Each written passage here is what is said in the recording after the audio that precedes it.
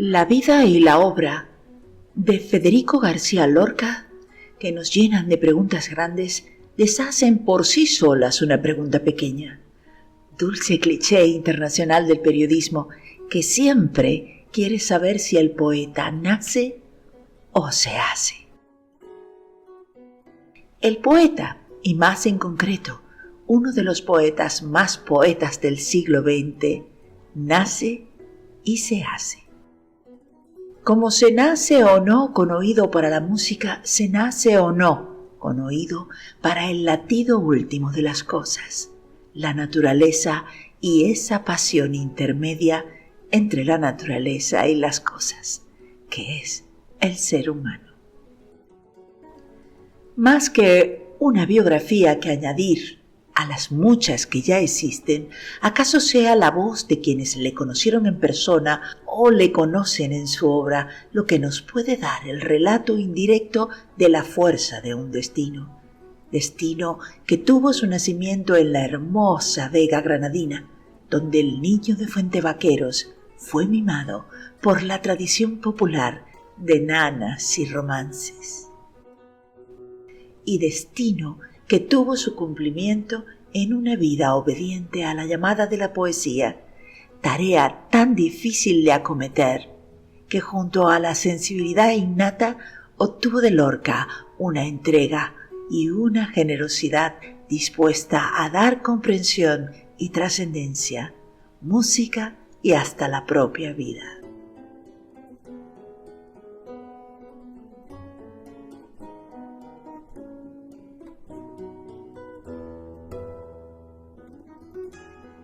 No hay un Lorca alegre y un Lorca triste. Su palabra está siempre tan entretejida de sombra y luz como lo estuvo su vida. Vivió con plenitud y fue el entusiasmo cualidad básica del creador lo que supo ver en él uno de sus maestros, Juan Ramón Jiménez.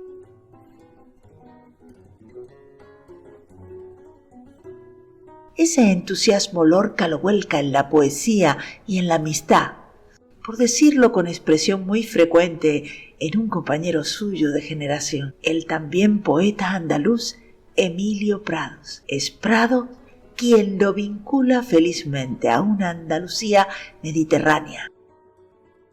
El propio Lorca, en las cartas a sus amigos, deshizo cualquier equívoco sobre una alegría constante o angelical. Ocurre que el poeta de los grandes dramas rurales y de los dramones personales, como él mismo lo llamaba, creía en la alegría como en un deber.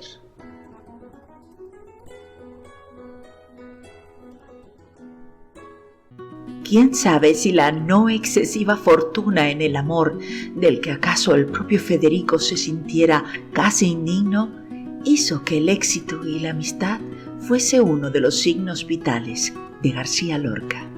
Y la amistad contribuye no poco en su recorrido hacia ser sede de sí mismo y de su obra. Si pocas biografías han sido tan biografiadas como la de Lorca, hay un reconfortante factor común a tantos libros, películas y documentales.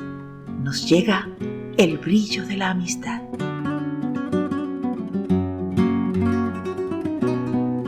Es muy probable que a Federico, más que admirado, le gustara ser comprendido, que eso le ayudara a no sentir la extrañeza de su propio nombre. La vitalidad personal y poética de Lorca nunca dejó de despertar no menos vitalidad en otros intelectuales, y esta energía empieza ya a comprobarse en los años de la tertulia granadina del Rinconcillo. Desde aquellos años juveniles, la enumeración de intelectuales entusiastas de Lorca equivaldría a una historia indirecta del arte, la literatura y el pensamiento, y la crítica del principio del siglo XX, desde Unamuno a Falla, pasando por Ortega y Gasset, editor del Romancero Gitano, y de Fernando de los Ríos, a Jorge Guillén, pasando por Enrique Díez Cabello. Adolfo Salazar, quien por cierto fue uno de los primeros en escribir sobre el poeta.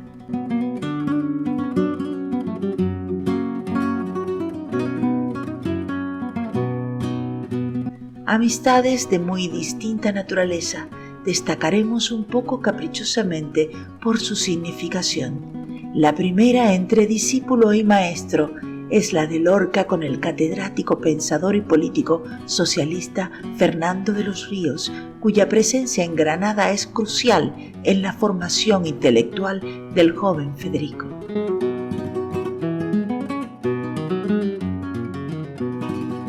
De muy distinto signo, como decíamos, pero influyente, con igual intensidad, es el camino de Lorca hacia sí mismo. Hizo amistad con Salvador Dalí, a quien dedicó una oda y más de un anhelo.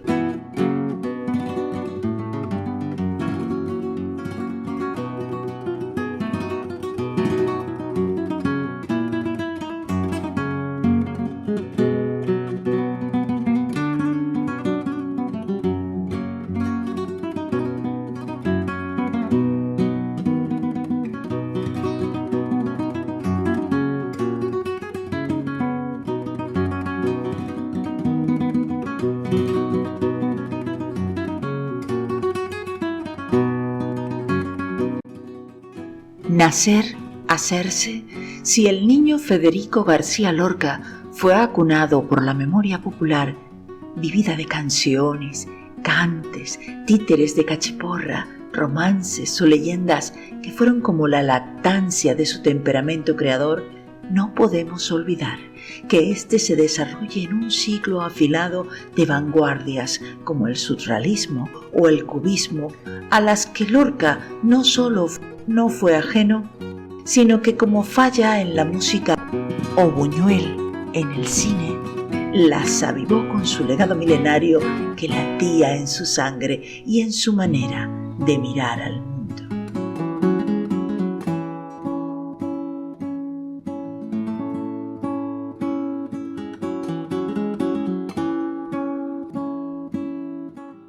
El espíritu de las vanguardias históricas que Lorca respiró en presente, como en el eco que dejó a su paso por la residencia de estudiantes el surrealista francés Louis Aragon, le resultaba válido a quien creía en la transformación y no le movían excesiva simpatía los putrefactos. Pero Lorca estaba incapacitado para ser abstracción pura, arte por el arte, y así lo dijo explícitamente desde su necesidad de un arte que ríe y llora y se hace con el pueblo.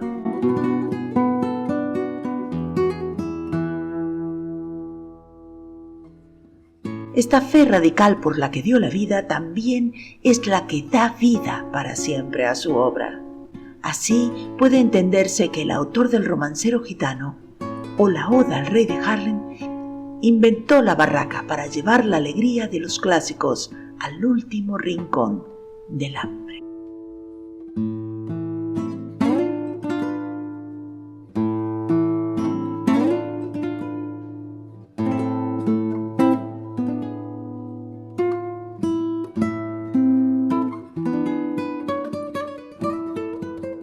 Así puede entenderse que un español homosexual, además en los años 20 y 30, puede ser considerado un poeta maldito. Es posible que la poesía y el malditismo sea, según las épocas, una misma cosa. Pero hay lugares en los que fatalmente se da la encrucijada, lugares como Andalucía, que son a la vez surtidores de poesías y territorios de la condena. No fue casual el empeño en rescatar, en compañía del maestro Falla, modalidades del cante que resucitaron en el famoso concurso de Cantejondo, organizado por ellos en 1922.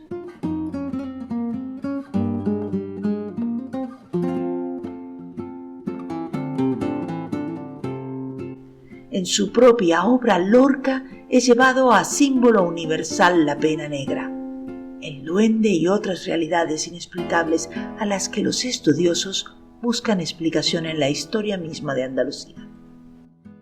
Los poemas y las obras de teatro de Lorca son los de un hermano de todos los perseguidos que le antecedieron en su tierra, moriscos, judíos o la intemporal mujer andaluza sin esperanza.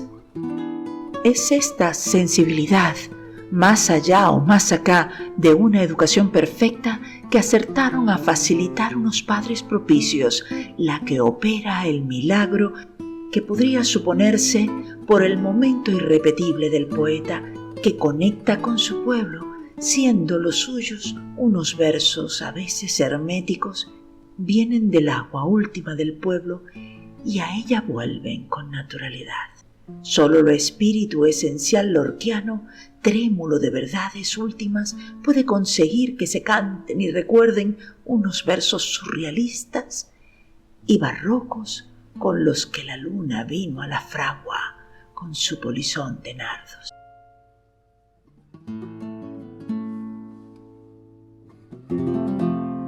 No hay que preguntarse más cómo se recorre el camino desde una formación de niño rico de pueblo a ser palabra para todos los pueblos, voz traducida a todos los idiomas de la emoción.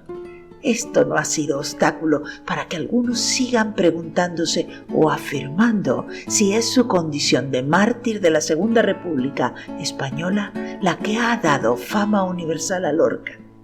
No parece, sin embargo, que esa terquedad crítica resulte indiscutible.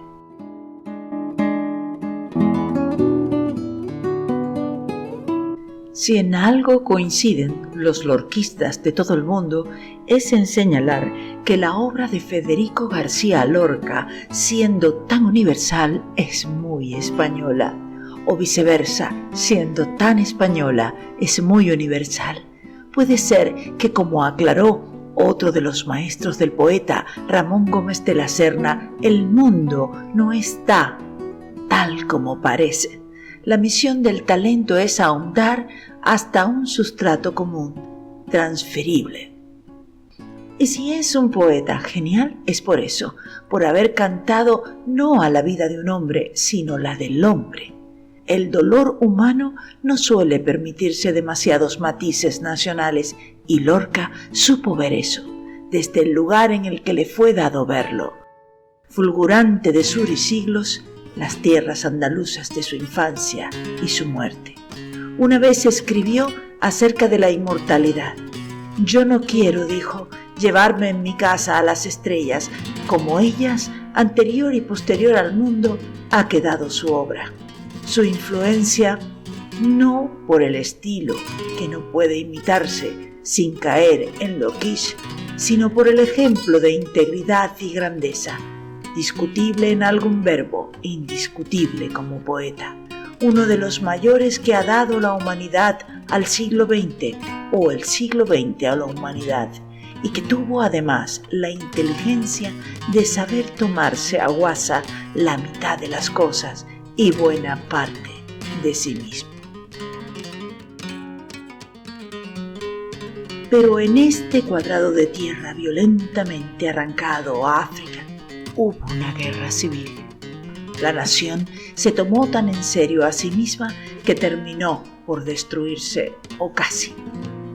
En el momento de su mayor éxito, o hasta es posible que por eso mismo se le arrebató la vida a quien era depositario del mejor oído para la vida, la mirada más nítida y el alma más cercana.